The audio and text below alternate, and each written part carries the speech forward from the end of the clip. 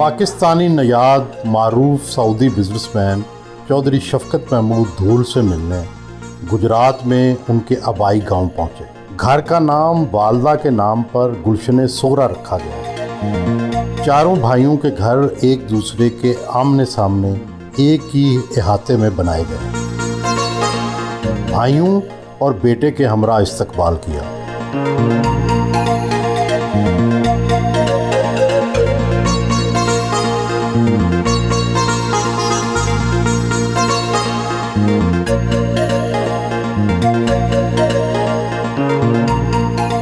गुजरात के नवाह में वाक़े धूल का देहाती लड़का सऊदी अरब में जाकर मिलियनियर बिलियनियर हो गया। क्या बचपन में कोई ऐसा ख्वाब देखा था? बचपन में ख्वाब तो नहीं देखा था, लेकिन बचपन में ये ज़रूर ख्वाब था कि ज़िंदगी में कुछ करना है और उसके लिए बड़े भाई ने तैयार कर दिया और अल्हम्दुलिल्लाह इस वक्त उस पे गामज़ान। ज़िंदगी हो या कारोबार, इसमें नशेब व फराज तो आते हैं। नशेब कब देखा और फराज कब? सिर्फ़ एक नशेब व फराज ज़िंदगी में बस देखा है। जब कोविड आया तो उस वक्त सारी दुनिया ही देख रही थी, उस वक्त देखा है। उसके अलावा अल्लाह ताला का बहुत शुक्र है कि मैंने ज़िंदगी में कभी नशेब नहीं देखा, हमेशा फराज देखा। हर कामयाब आदमी की कोई ना कोई खूबी होती है जो उसको ऊपर लेकर जाती है। आप में वो कौन सी है? मेरे ख्याल में दो चीज़ें हैं। एक मेरे वालिदैन की दुआएं हैं, दूसरा बड़े भाई की तरबियत है, तीसरा मैं अपने काम से बहुत मुखलस हूँ। दयानतदार तो हर कोई होता है, क्या ख़ास चीज़ है उस दयानतदारी में? कि मैं अपने काम को बहुत दिल से करता हूँ, दिल जमी से करता हूँ। दिन में कितने घंटे काम करते हैं? शुरू में तो तकरीबन 16 घंटे भी मैंने काम किया। तो इस वक्त भी जब तक मेरी टेबल पे काम पड़ा है, मैं टेबल से ऑफिस से जाता नहीं हूँ, अपना काम ख़त्म करके मैं ऑफिस से उठता हूँ। आपने सऊदी अरब में जाकर बहुत कमाया, पाकिस्तान को क्या लुटाया? पाकिस्तान को मेरे ख्याल में जितना हम लुटा रहे हैं, हमारा लुटा रहा है, कोई भी पाकिस्तानी नहीं लुटा रहा है। यहाँ आपके क्या क्या बिजनेस हैं? यहाँ पे पाकिस्तान में हमारा अस्कान हाइट्स के नाम से इस्लामाबाद में ऑफिस है, वहाँ पे बिज़नेस है। गुजरात में हम अस्कान टेल के नाम से, सऊदी टेलीकॉम के नाम से बिज़नेस कर रहे हैं। अस्कान इलेक्ट्रॉनिक स्टोर है हमारे। ये सारे बिज़नेस पाकिस्तान में। यहाँ कितना टर्नओवर है? ओवरऑल कितने का बिज़नेस करते होंगे? आपके पेट्रोल पंप भी हैं, वो कितने हैं? हमारे पेट्रोल पंप भी हैं। टर्नओवर हमारा बिलियन से ऊपर ही है इस वक्त यहाँ पाकिस्तान।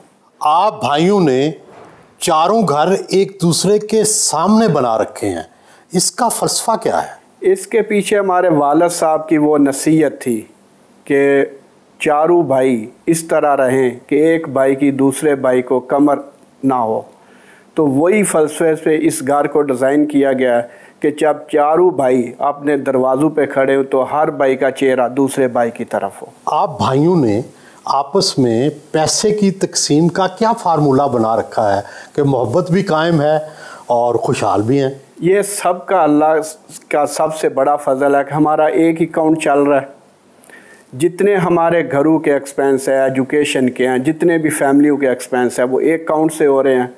दूसरे भाई को पता भी नहीं होता कि मेरे बच्चे की तरबियत या इसका फ़ीस कहाँ से जा रही है, वो ऑटोमेटिकली। नहीं, क्या तनख्वाहें मुकर्रर हैं या बजट मुकर्रर है कि हर फैमिली जो है इतना बजट इस्तेमाल कर सकती है? नहीं, उसमें यह है कि बजट मुकर्रर है कि हर घर का इतना बजट महीने का हो सकता है। आम तौर पर देखा गया है कि एक पीढ़ी तक तो कारोबार मुश्तरका बड़ा अच्छा चलता है, लेकिन जब अगली पीढ़ी की, अगली नस्ल की बारी आती है तो लड़ाई हो जाती है। आपने इस हवाले से क्या कोई तरीक़ेकार तय किया है? हमने चौधरी साहब उसका एक डॉक्यूमेंट तैयार किया हुआ है कि जब तक एक भी भाई हम में से ज़िंदा है, कोई इस ग्रुप को चेंज नहीं कर सकता, कोई इसके सासे तकसीम नहीं कर सकता। जब सारे भाई चले जाएंगे दुनिया से तो उस वक़्त हमारे बच्चे आपस में बैठेंगे, वो डिसाइड करेंगे कि आगे हमने एक साथ चलना है या इसको हमने तकसीम करना है। उसके तकसीम का तरीक़ाकार भी बता दिया गया है। वो क्या? वो तरीका यह है कि उस वक़्त जो भी टोटल असासे होंगे वो हर घर को औलाद को बिल्कुल इक्वल बराबर तकसीम हो जाए। लड़के और लड़कियों को बराबर बराबर चलाए।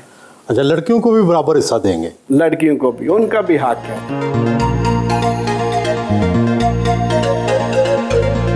फैमिली लाउंज में जमा थी जी। शफकत साहब से जब शादी हुई तो क्या हालात थे और अब क्या हालात है, कितनी तब्दीली आई है? जब शादी हुई थी तो उस वक्त तो पता नहीं था कि हालात किस तरफ जाने हैं, लेकिन माशाल्लाह से 27 साल में ये चीज़ मतलब बड़ी है, कुछ कम नहीं हुआ अल्हम्दुलिल्लाह हर हवाले से। नहीं, जब शादी हुई तो उस वक्त तो आपके ज़हन में क्या था? किससे शादी हो रही है? ज़ाहिर है मर्द से ही हो रही। नहीं, मर्द से नहीं। कितने खुशहाल, कितने अमीर। नहीं, ये चीज़ें हमने आज तक कभी इनको कंसीडर ही नहीं किया कि ये कुछ हो तो फिर खुशी मिलती है। शादी से पहले क्या एक दूसरे को देखा था? बिल्कुल भी नहीं, बल्कि कभी बात भी नहीं हुई थी फ़ोन पे हमारी। तो इनकी सबसे अच्छी शफकत साहब की बात कौन सी है? तकरीबन 99.9% हर बात ही मुझे पसंद है और बहुत अच्छी है माशाल्लाह। और वो जो 0.1% खराबी है वो क्या है? एक तो वो एतमाद कर लेते हैं हर बंदे पे, ट्रस्ट करते हैं कि जैसा मैं हूँ वैसा सारी दुनिया है। एक थोड़ा सा बस। दूसरा ये आजकल फ़ोन नहीं उठाते, बस इसके अलावा और कुछ भी नहीं। इन्होंने शुरू से ही फ्रेंडली रखा है सब कुछ। मुझे लगता है कभी शायद ज़रूरत ना पड़ी हो कि मैं किसी और को जाके बात बताऊं। सबसे पहले जो है वो मैं इनको ही आगे बताता हूं अभी तक। पहले दिन जब इस घर में आई हूँ मुझे वो अपने वालिद साहब की तरह लगे हैं। मैंने कभी उन्हें ससुर माना नहीं, मैं कहती भी उन्हें अब्बू, वो अब्बू है, ये अम्मी है। और ये कि मुझे पहले दिन से अपने इस घर में अपनायत मिली है, मुझे कोई डिफ़िकल्टी नहीं हुई है एडजस्ट करने के लिए। और जिस तरह से वो अपनी बेटियों के साथ हैं, मुझे किसी हद तक लगता है वो बढ़ के वो मेरे से उससे प्यार करते हैं अक्सर, कि हर चीज़ में। इन्हें खाने में क्या पसंद है? खाने में इनको मेरा तो है फेवरेट, इनको लगता है 3 मिल केक। वो जब भी सऊदीया से आएँ तो वो ज़रूर फरमाइश करते हैं कि वो केक ज़रूर बनाए। पापा से मैंने बहुत कुछ सीखा है कि मेहनत करोगे तो आगे जाओगे, और तो मेहनत ही सब कुछ होती है।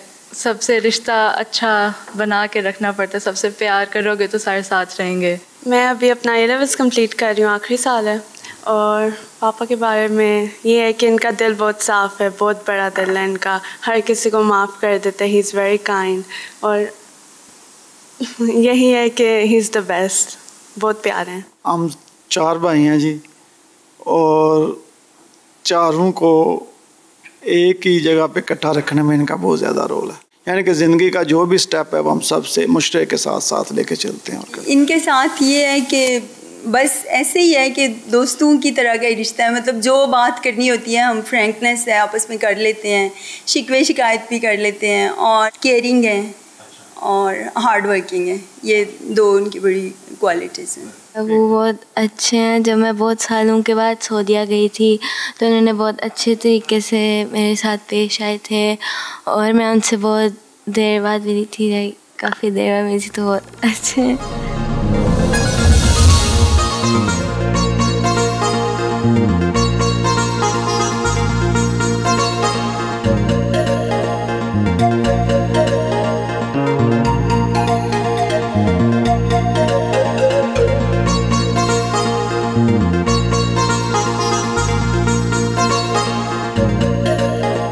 जद्दा में अपनी फर्म के हेड ऑफिस पहुंचे, अपने दफ्तर में आए।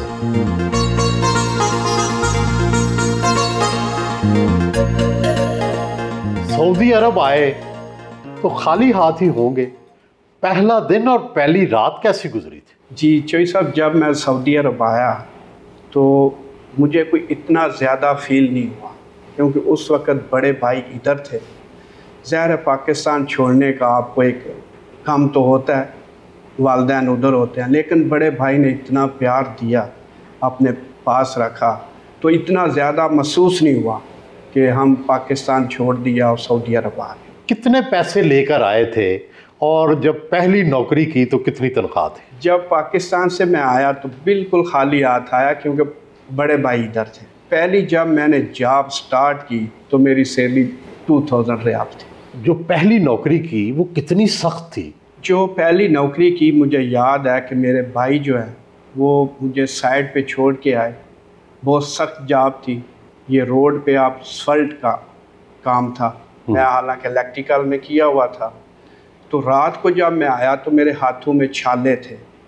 तो भाई मेरे मुझे वहाँ पे छोड़ के इसलिए आ गए कि इसको मैंने ज़िंदगी में कामयाब करना है। ये मेहनत सीखेगा, मेहनत करेगा तो ज़िंदगी में कामयाब हो। और वही चीज़ ज़िंदगी में मेरे काम आई। कितने दिन छाले पड़ते रहे? ये 1 वीक मेरी ये ट्रेनिंग हुई सख्त काम पे। उसके बाद फिर 1 वीक के बाद मेरी ट्रांसफ़र होगी दूसरी जॉब। और वो जॉब जो थी? वो जॉब मैं एक सुपरवाइज़र, डायरेक्ट सुपरवाइजरी पे चला गया क्योंकि मेरी ट्रेनिंग हो चुकी थी। तो वो जॉब इजी थी। तो सब ये बताएं कि आज आपका बहुत बड़ा नेटवर्क है। ये बताएं कि आपकी कंपनी के कितने मुलाजिम हैं, कितने पाकिस्तानी हैं और आपका अब सालाना बजट कितना है? इस वक्त अस्कानको में टोटल 375 लोग काम कर रहे हैं, जिसमें पाकिस्तानी 247 हैं। उसके बाद सऊदी हैं, यमनी हैं, सूडानी हैं।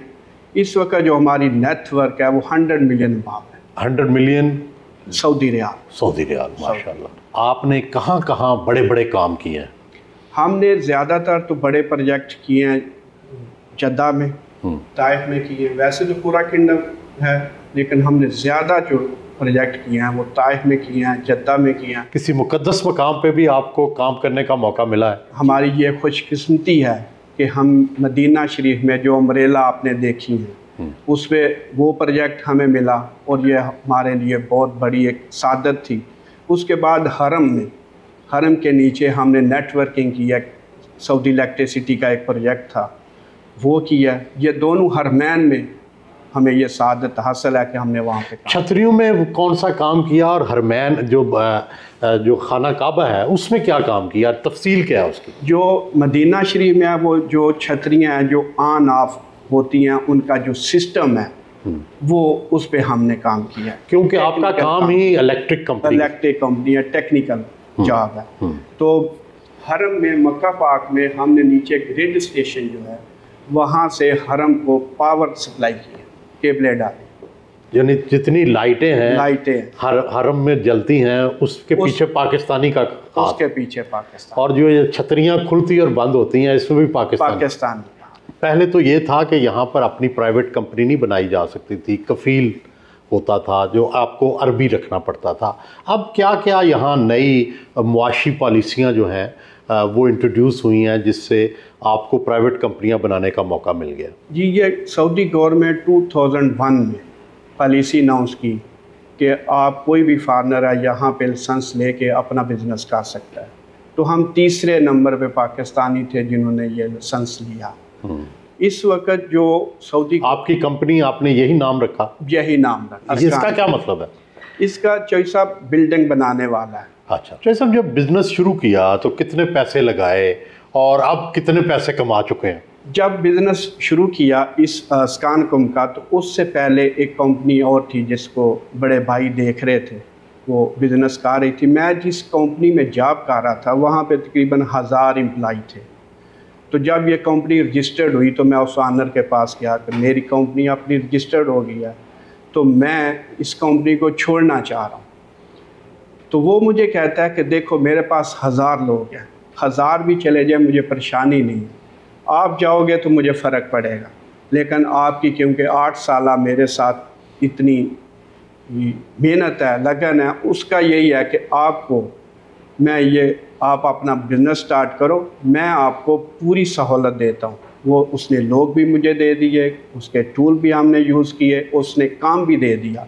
एज ए सब कंट्रैक्टर हमने वहाँ से स्टार्ट किया। अब तक सबसे बड़ा प्रोजेक्ट पैसों के एतबार से आपको कौन सा मिला है और उसकी क्या नोयत थी? जो पहले हमें सबसे बड़ा प्रोजेक्ट मिला वो FTTH का था, सऊदी टेलीकॉम का। वो तकरीबन 70 मिलियन का था, एक ही प्रोजेक्ट। बड़े भाई चौधरी मुख्तार से मिलने आए। तो साहब ये बताएं कि बचपन में आपके भाई जो थे ये कैसे थे और क्या क्या इनमें तब्दीलियां आई हैं जो ये कामयाब इंसान बने हैं? शफकत साहब की बात की है तो थोड़े से शरारती, ठीक है, प्लांटे, खेलने कूदने वाले, प्लेयर और अच्छा पढ़ने वाला, सारी खूबियाँ थी। सारी खूबियाँ। पाकिस्तान के बारे में क्या इनको एडवाइस करते हैं, वहाँ क्या करें? पाकिस्तान के बारे में अक्सर तो एडवाइस ये मुझे करते हैं, ये असल में जैसे आप समझते हैं किसी भी बिज़नेस के लिए बिजनेसमैन का बहुत हौसला मंद होना बहुत ज़रूरी है। कमज़ोर आदमी अच्छा बिजनेसमैन नहीं। तो इनमें ये खूबी बहुत ज़्यादा हद तक है कि किसी भी जगह पे किसी भी किस्म का रिस्क लेना और फैसला करना, डिसीजन पावर बहुत है।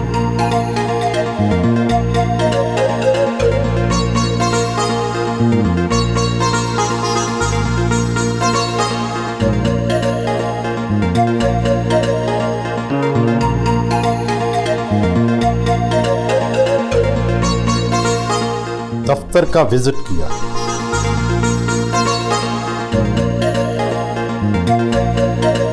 कॉन्फ्रेंस रूम में आए, स्टाफ के साथ मीटिंग की,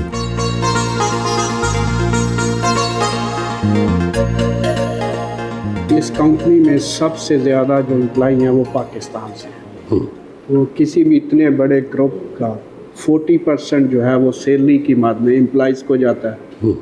तो वो सारे जितने भी हैं पाकिस्तानी, अगर आप डेटा स्टेट बैंक से निकालेंगे तो पाकिस्तानी ये नंबर 1 पे कंपनी होगी जो सबसे ज़्यादा तरसील ज़ार पाकिस्तान में कर रही है। इसमें बहुत सारे एम्प्लॉई जो हैं उनने रोशन डिजिटल अकाउंट ओपन किया है, उसके थ्रू बाकी सबको मैं कहता हूँ कि पाकिस्तान में आप बैंकिंग के थ्रू अपना पैसा भेजें ताकि पाकिस्तान को उसका ज़्यादा से ज़्यादा हम यही खिदमत कर सकते हैं कि फ़ायदा हो। आज हम सऊदी इलेक्ट्रिसिटी कंपनी में बेस्ट कंट्रैक्टर के तौर पर जाने जाते हैं। अस्कानकॉम की एम्प्लॉयमेंट हिस्ट्री की एक बहुत अच्छी खूबी है कि हमने कभी भी किसी एम्प्लॉय को फायर नहीं किया और ये तकरीबन 20 साल हिस्ट्री में, और मोस्टली एम्प्लॉय जो हमें छोड़ के जाता है वो साल डेढ़ के बाद उसकी कोशिश होती है कि वापस हमें ज्वाइन कर ले।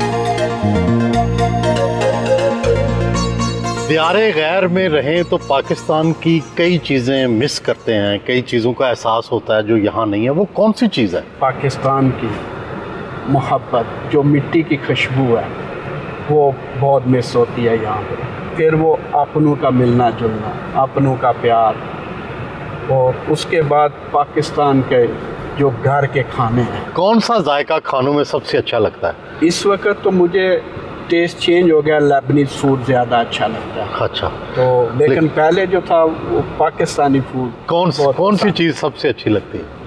सबसे अच्छी तो जो है मुझे आलू गोश्त लगता है, वो बड़े शौक से मैं खाता हूँ।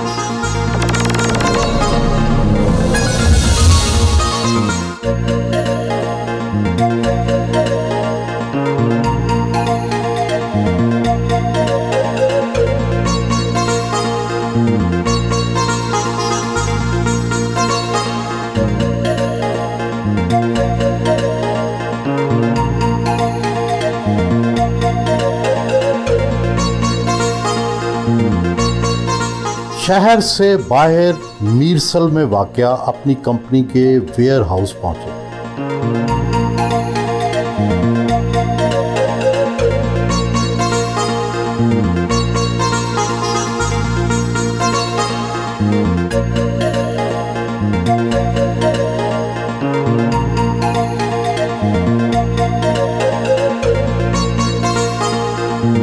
ये फरमाइए कि जद्दा में आपका यहाँ क्या काम है और यहाँ जो रोशनी नज़र आती है उसमें आपकी कंपनी का, पाकिस्तानियों का कितना किरदार है? देखिए, आपने जहाज़ से उतरते हुए देखा होगा कि जद्दा की लाइटें, ये रोशनी, ये जद्दा को रोशन करने में 75% इसके पीछे पाकिस्तानी है। अच्छा। और उसमें इस कंपनी का भी बड़ा अहम रोल है। स्पेसिफिक क्या रोल है? स्पेसिफिक रोल हमारा ये है कि जितनी भी डिस्ट्रीब्यूशन नेटवर्क है जद्दा का, जद्दा को पावर घरों तक सप्लाई करने का, वो हमारे पास रोल है। उसके बाद इसका जितनी मेंटेनेंस है वो भी हमारे पास है। अभी आप देख रहे हैं ये ट्रांसफार्मर पड़े हुए हैं, ये तकरीबन 54,000 ट्रांसफार्मर जद्दा में इस वक्त इंस्टॉलेशन जिनकी हो चुकी है। उनकी हर साल मेंटेनेंस, उनको चेक करना, उनको रिपोर्ट करना, ये सारा कुछ हमारे पास है। यहाँ बिजली चोरी होती है? जी बिल्कुल होती है, यहाँ पे भी है, लेकिन हम पकड़ लेते हैं। अच्छा, आपकी कंपनी ये काम करती है? हमारी कंपनी चोरी का काम नहीं करती, पकड़ने का काम करती ये बताएं कि यहाँ बिजली की कॉस्ट कितनी है और पाकिस्तान में क्यों बहुत महंगी है बिजली? सऊदी अरब सबसे महंगी बिजली बनाता है और सबसे सस्ती दे रहा है। यहाँ पे 13 रुपये पाकिस्तान के हिसाब से, यहाँ पे 18 हलाल है पाकिस्तान पर यूनिट और पाकिस्तान के हिसाब से 13 रुपये पर यूनिट बन रहा है। कैसे हम सस्ता कर सकते हैं इसको? मेरे ख्याल में हमें अल्टरनेटिव एनर्जी पे जाना चाहिए, ग्रीन एनर्जी पे, हमें सोलर पे जाना चाहिए, हमें विंड पे जाना चाहिए, हमें हाइड्रो पे जाना चाहिए। हमारे पास बहुत कैपेसिटी है हाइड्रो प्लांट।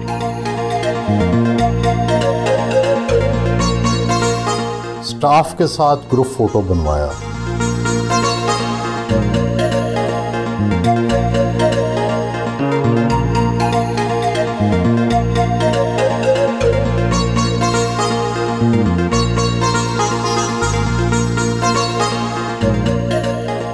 जिंदगी का सबसे खुशगवार लम्हा कौन सा था और सबसे तकलीफ दह लम्हा कौन सा? मैं परदेश से वापस गया और अपनी वालदा का चेहरा देखा, वो सबसे खुशगवार लम्हा। और सबसे तकलीफ दह लम्हा भी वही था कि जब उनको इस दुनिया में नहीं रुखसत हुई, नहीं देखा। सऊदी अरब में रहकर बिजनेस किया, कामयाब भी हुए। क्या समझते हैं कि हमें सऊदी अरब से क्या सीखना चाहिए? मेरे ख्याल में जो इनका बिज़नेस मॉडल है, स्पेशली मोहम्मद बिन सलमान ने आके जो बिज़नेस मॉडल दिया, ये पूरी दुनिया के लिए एक रोल मॉडल होना चाहिए कि यहाँ पे जो एक बिज़नेसमैन को सहूलतें हैं वही हमें पाकिस्तान में मिलनी चाहिए। वन विंडो ऑपरेशन हो तो हम दुनिया के किसी कोने में भी हो, हम कामयाब हैं।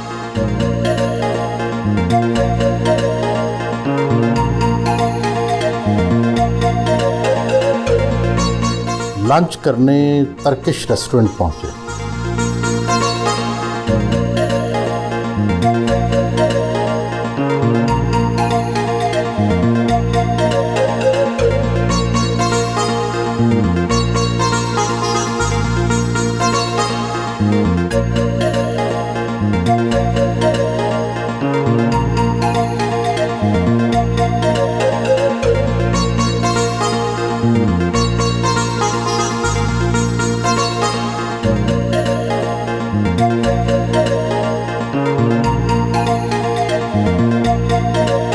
अपने करीबी अजीज़ो अकारब को भी खाने पर मदऊ किया।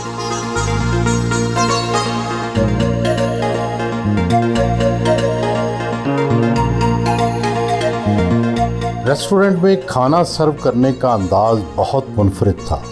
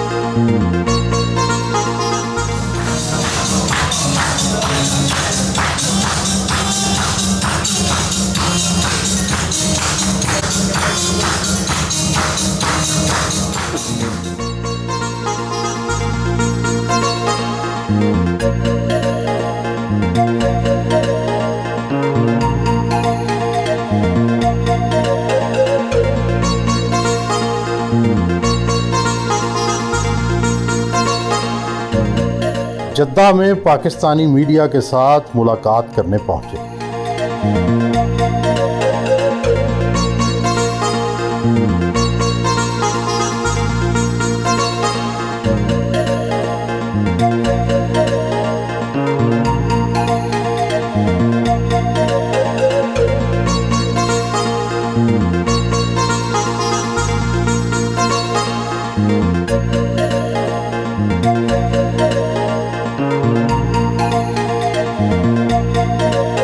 उनके दोस्त मोहम्मद आशिक की सऊदी अरब में सोने की सबसे बड़ी फैक्ट्री है। फैक्ट्री का विजिट किया। फैक्ट्री में रोबोट्स की मदद से सोना तैयार किया जाता है। 150 बंदों का काम महज 2 रोबोट कर रहे हैं। फैक्ट्री में सोने के बिस्किट भी तैयार किए जाते हैं।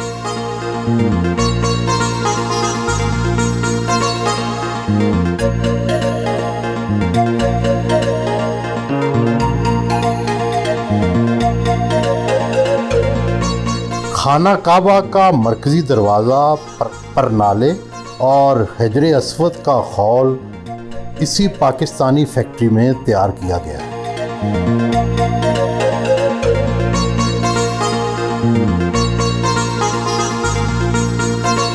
तो साहब, आप लाखों अरबों में खेलते हैं, आज तक सबसे ज़्यादा कितने पैसे देखे आपने? सबसे ज़्यादा पैसे तो मैंने 2022 में देखे हैं। अच्छा जी। हाँ, कैसे? वो बस अरबों में ही देखे हैं। वो कैसे देखे, बताएं। वो बस कंपनी ने इतना अच्छा बिजनेस किया है, काम किया है, तो उसमें हम इंजॉय किया। अरब में शादियाँ कई करने का रवाज है। पाकिस्तान में आमतौर पर एक ही शादी होती है, तो यहाँ आके आपके ख्यालात तो नहीं बदले? यहाँ पे बहुत सारे मेरे सऊदी दोस्त कहते हैं कि यहाँ पे 4 शादियाँ, जिसके पास पैसा आता है सबसे पहले वो दूसरी शादी करता है। आप शादियाँ क्यों नहीं करते? तो मैंने कहा कि नहीं, जो शादी हो चुकी है वही बहुत। कुछ लोग अरब हुस्न से भी बड़े मुतासर होते हैं। पाकिस्तान का भी एक अपना हुस्न है। आपको पाकिस्तानी हुस्न पसंद है, अरबी, यूरोपी, कौन सा हुस्न अच्छा लगा? मुझे पाकिस्तानी हुस्न जो बचपन में ज़हन में बैठा, उससे निकला नहीं, वही पसंद लगा।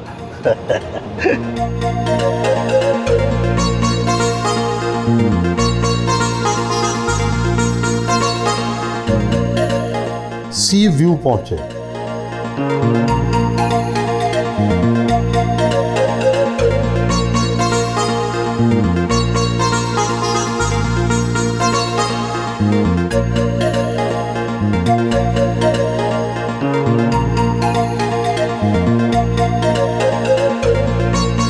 बोट में बैठकर समुंदर की सैर की।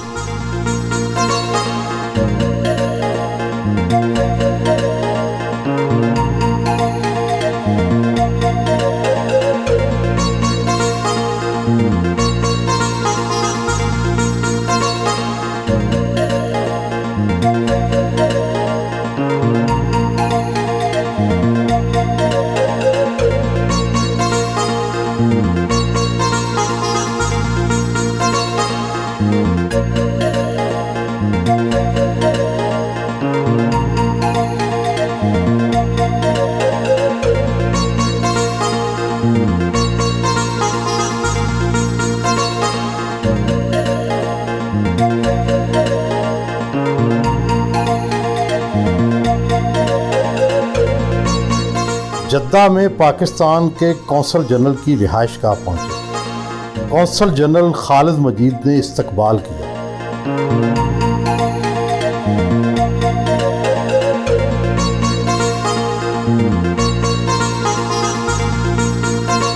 हाई टी का एहतमाम किया गया।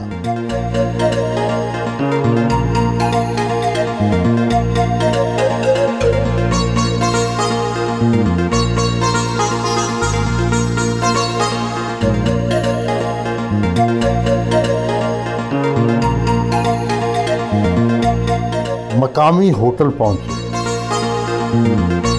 कंपनी के सालाना डिनर में शिरकत की।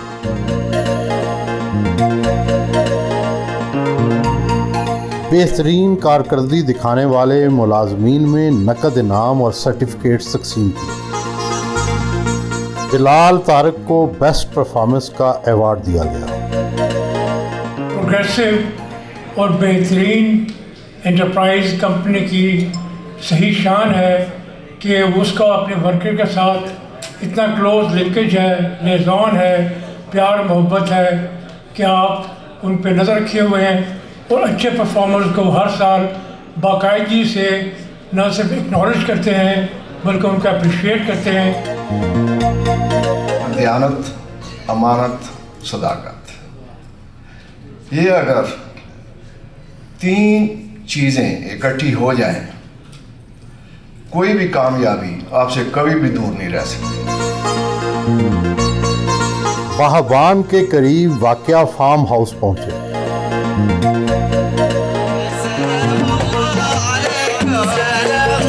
कहवा पेश किया गया।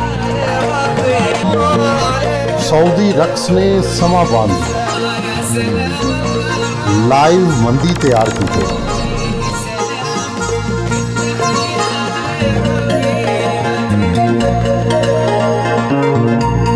सालम बकरा, जिसको अरबी में शोरमा कहते हैं, पेश किया गया।